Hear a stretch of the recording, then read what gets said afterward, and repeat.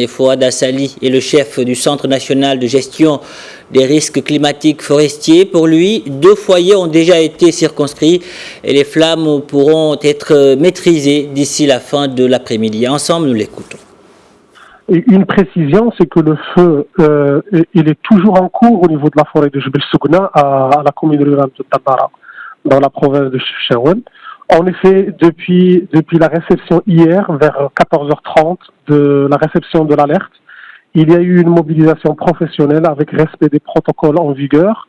Bien évidemment, à quel niveau on voit que les protocoles ont été respectés, notamment dans la protection des intervenants, de la population et de leurs biens. En fait, cette composante a été réalisée avec professionnalisme dans la mesure où 3 douars qui ont été à risque, style latin, douar l'ouel, ba'da ou tleita.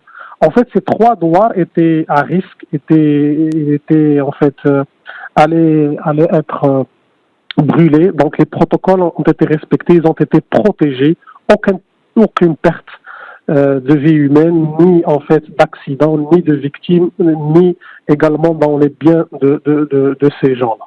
En fait, le feu actuellement au niveau de Dardara, il y a 320 éléments appartenant à l'armée de terre, les phares, appartenant également aux forces auxiliaires, à la protection civile qui font un travail extraordinaire, aux eaux et forêts bien évidemment, aux autorités locales, appuyés par 4 avions Canadair. Et ils ravitaillent à partir du barrage Oued el-Makhazin à vol d'oiseau, c'est presque à 35 km. La superficie brûlée jusqu'à présent, il est évalué à 250 hectares, constitués de chais-liège et de pins.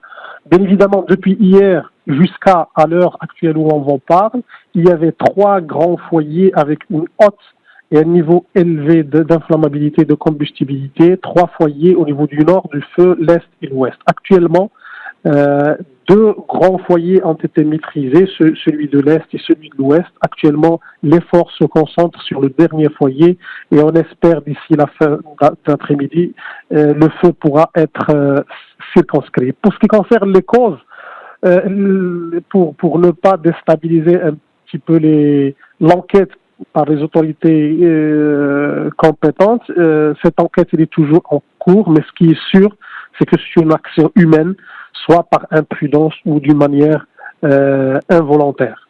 Un point essentiel également, et par le biais de vos ondes, j'essaie un petit peu de lancer un appel.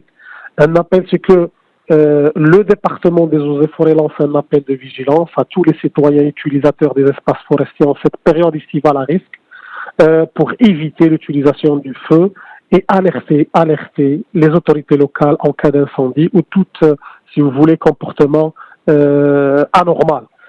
Deuxième chose que je mets l'accent également, c'est que le dispositif interpartenaire regroupant l'ensemble des partenaires, le ministère de l'Intérieur, l'armée de l'air, l'armée de terre et les autorités locales reste à son niveau maximal.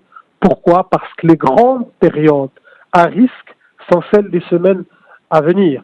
Je crois que le combat n'est pas encore terminé et j'appelle en fait tous les citoyens à l'échelle nationale pour protéger leur espace forestier qui appartient à tous et qui appartient à la génération à venir. Et bien évidemment, en fait, un pays sans forêt, c'est un pays désert et c'est là l'eau qui est mise, si vous voulez, en problématique si jamais en fait on perd nos forêts.